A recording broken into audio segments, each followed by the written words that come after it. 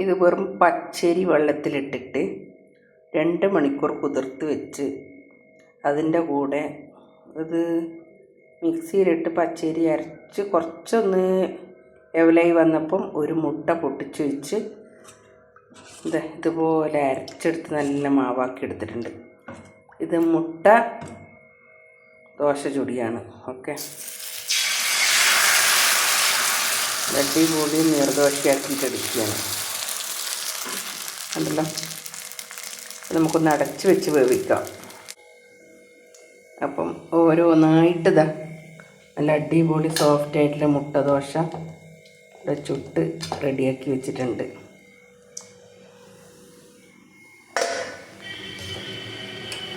നല്ല സോഫ്റ്റായിട്ട് പൊട്ടാതെ മറിച്ചിടാൻ കിട്ടുന്നുണ്ട്.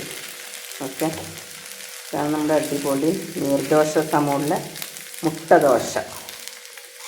മുട്ട ദോശ ട്രൈ ചെയ്യാതെ വരുന്നുണ്ടെങ്കിൽ ട്രൈ ചെയ്യുക. ഓക്കെ, ഇതിൻ്റെ ടേസ്റ്റും ഫീഡ്ബാക്കും അറിയിക്കും. ഞാൻ ഇതിനെന്താ കറി ഉണ്ടാക്കിയെന്ന് അറിയാം. അടിപൊളി പരിപ്പ് കറിയാണ്, മുട്ട ദോശയും പരിപ്പ് കറിയും. ഓക്കെ, നമുക്ക് നല്ല വീഡിയോ കേട്ട് വീണ്ടും വരാം. ബാക്കി ബൈ.